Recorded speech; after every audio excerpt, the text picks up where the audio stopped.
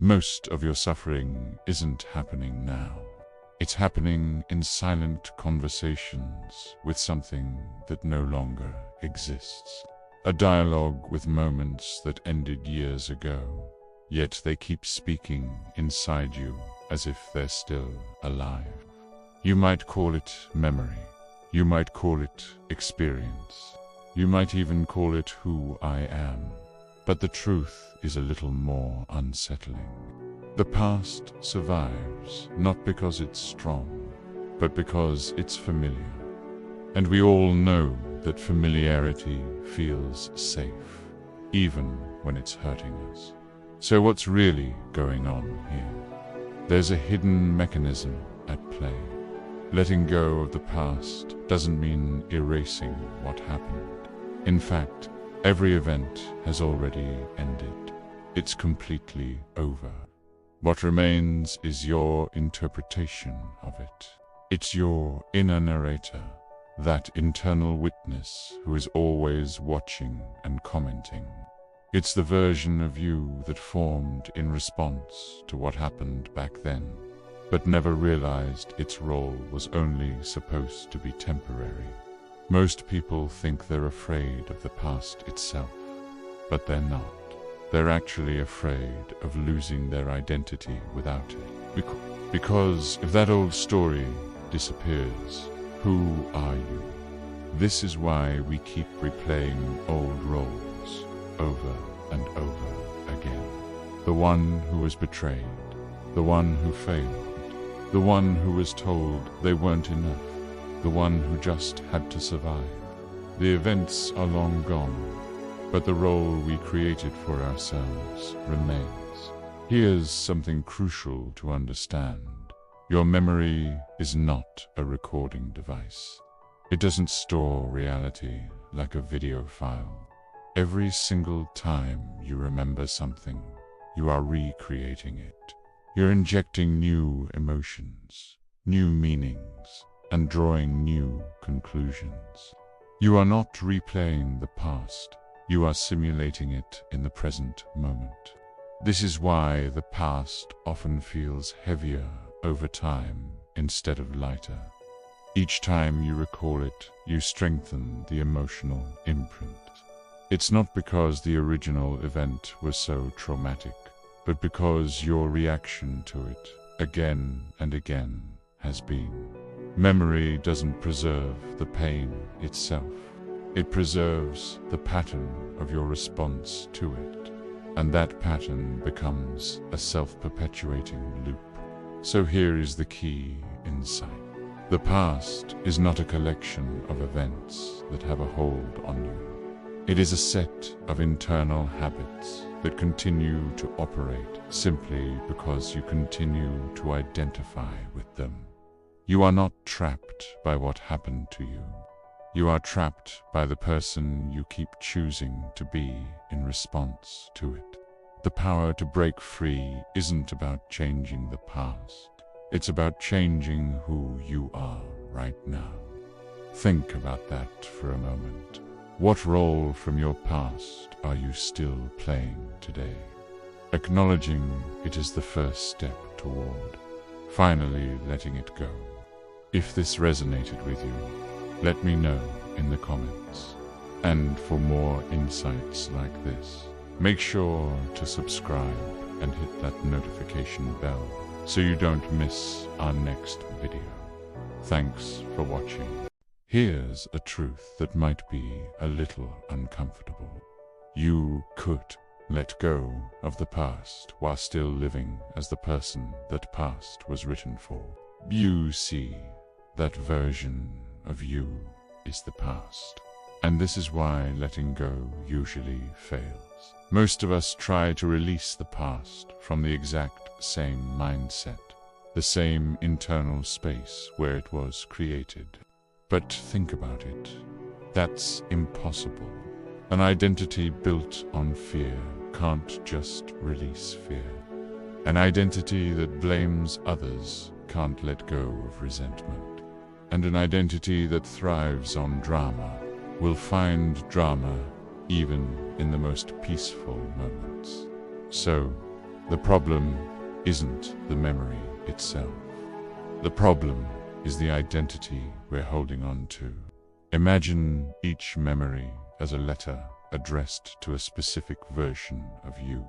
As long as you remain that recipient, that letter will keep showing up in your mental mailbox over and over and over again. The mail never stops because you're still living at that old address. But here's where everything changes.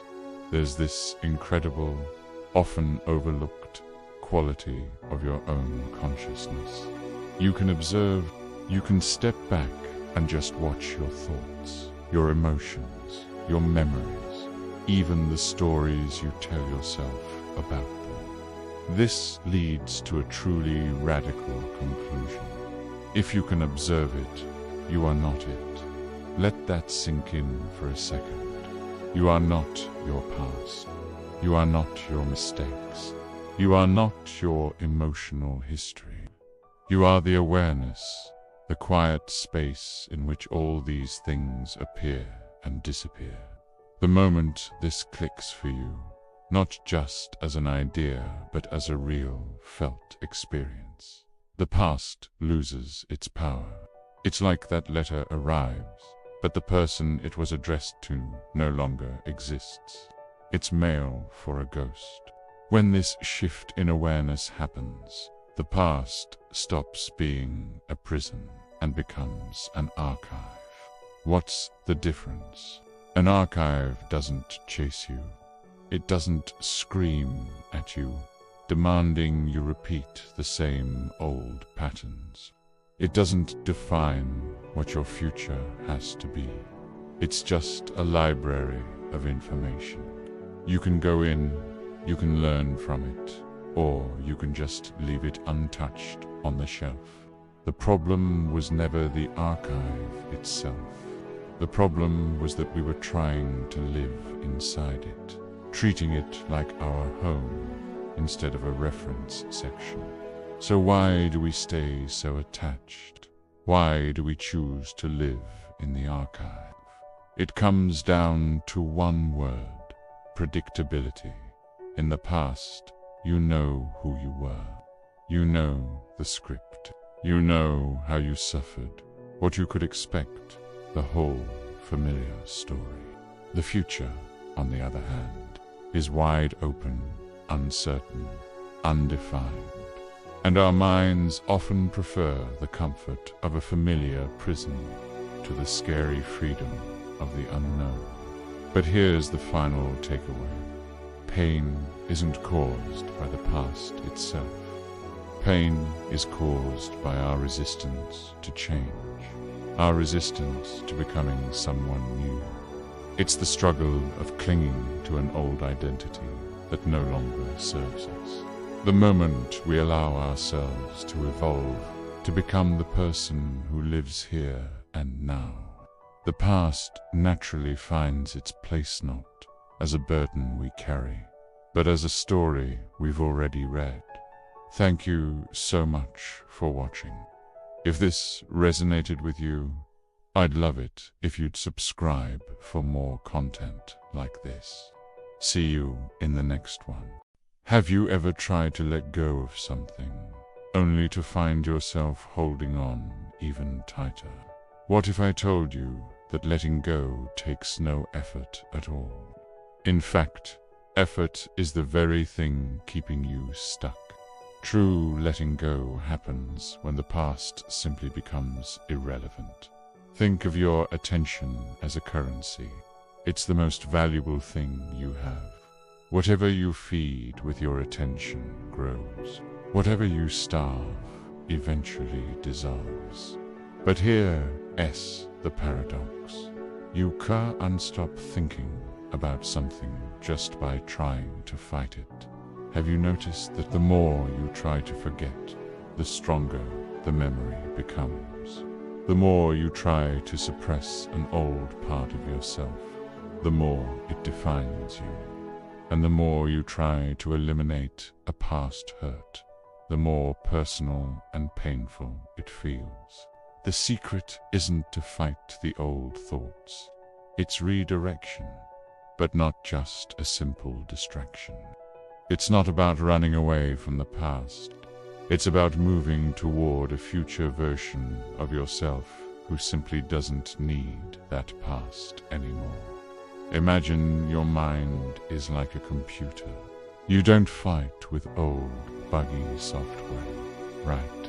You just install a new, upgraded operating system. When your identity changes, your past becomes outdated. It's not denied. It's not destroyed. It just becomes irrelevant, like an old software patch that no longer applies to the new system.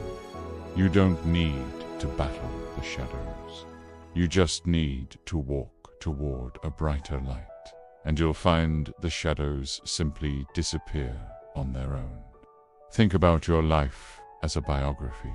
Every single human life contains several different lives within it. We go through phases, we evolve, we change. The problem is, most people get stuck in the very first chapter. They keep living out a version of themselves that has already served its purpose and completed its function. True letting go begins with a simple, quiet acknowledgement. You just have to say to yourself, I no longer wish to continue being this version of myself. It's not because that old version was wrong or bad. It's just complete. You can respect it. You can thank it for the lessons it taught you. But you don't have to keep living inside its story. This brings us to the final shift. Your past is not your fate. It's not some inescapable karma, and it's certainly not an enemy you have to defeat. It's just a loop, a pattern, a story you've been telling yourself. And that loop dissolves the moment your identity evolves. The lesson has been learned.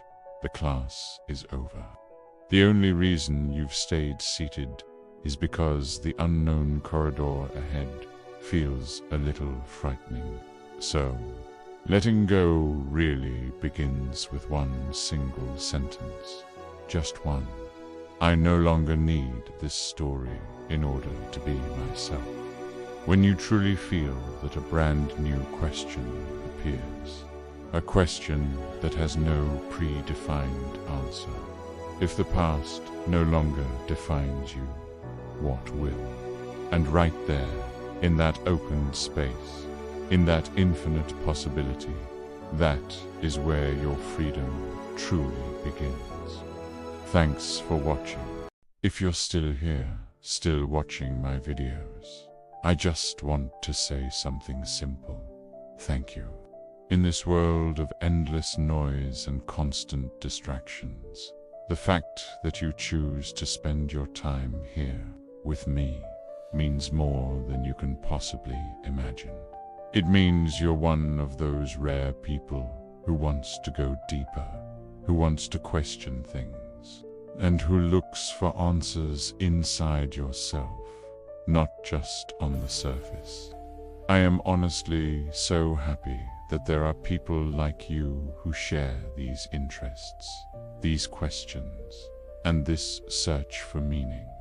So, if you feel like this space resonates with you, please hit that like button, subscribe to the channel, and maybe share this video with someone you know who might need it.